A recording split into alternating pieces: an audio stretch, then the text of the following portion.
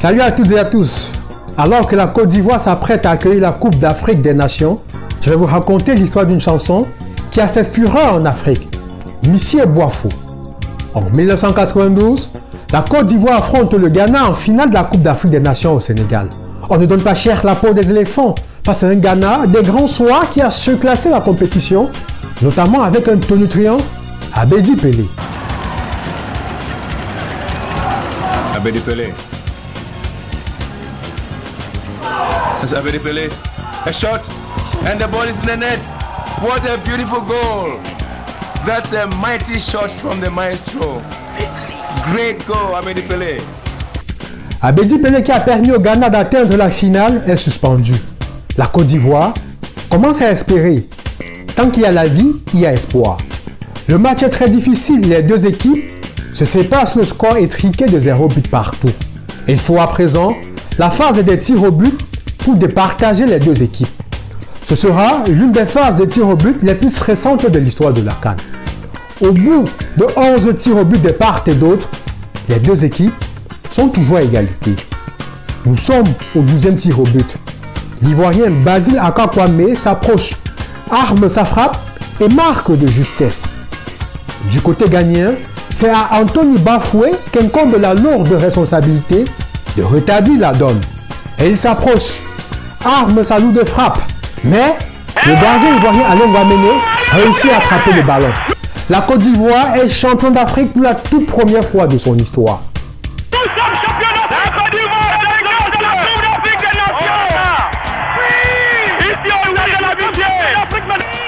Un artiste ivoirien décide de composer une chanson pour raconter l'épopée de cette belle finale.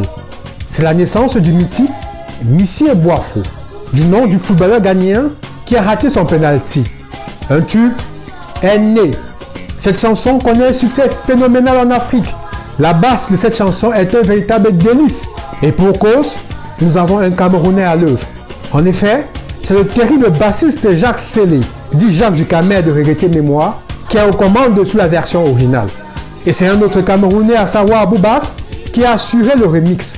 Notons que cette chanson a eu au moins 4 versions. Et le clip de cette chanson restera à jamais dans les mémoires. On y voit notamment le retour triomphal des éléphants de Dakar, accueillis par le président Houphouët-Boigny tout souriant, en chapeau et lunettes noires. Défile aussi la parade magique de Guamene qui offre la finale aux éléphants. L'album qui contient le titre Monsieur Bafoué va tout rafler sur son passage. Ce titre a été repris par des artistes de plusieurs pays et même de la nouvelle génération.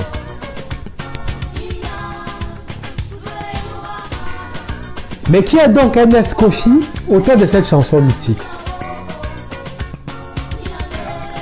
Ernest Kofi, de son vrai nom Kofi Kouadio Ernest, est un artiste ivoirien né le 7 novembre 1955 à Dembroko, ville dont il était très fier.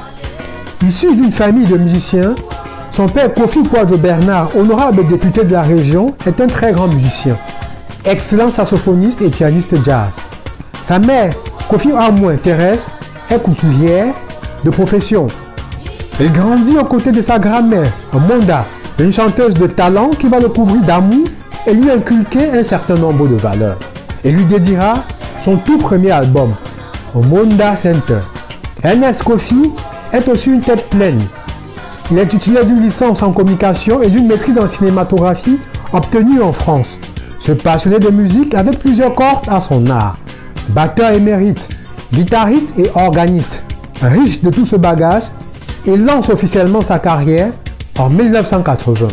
Ernest Kofi a eu la sagesse et l'humilité d'apprendre aux côtés des icônes de la musique ivoirienne tels que Jimmy Hyacinthe ou encore Ernesto Djedje.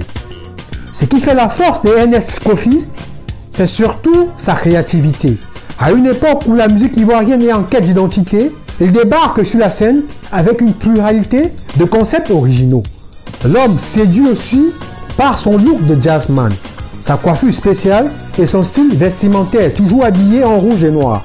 Son nom d'artiste provient des lettres de son prénom, Ernest, et de son nom, Kofi. Ernest Kofi va connaître un succès immense avec Zogo d'Azue, un tube entendu dans toute l'Afrique francophone en 1993. Cette chanson va connaître un succès phénoménal au Cameroun à tel point que les Camerounais vont croire qu'elle est l'œuvre d'un Camerounais. On lui doit aussi plusieurs titres à succès comme Vif les mariés, Lady Diana. L'artiste était expatrié depuis plus de 30 ans du côté de la France où il avait monté sa propre structure de production d'artistes qu'il avait nommée NS Kofi Top avant de rejoindre les États-Unis quelques années plus tard. Le créateur du Zogo d'Ajué est décédé le 8 mars 2020 aux États-Unis où il vivait depuis plusieurs années. Il était très attaché à sa ville de naissance, Dembroko. A très bientôt pour l'histoire d'une nouvelle chanson ou le portrait d'une icône de la musique africaine. L'oubli est la ruse du diable. Mais ne l'oubliez surtout pas, la terre est sale.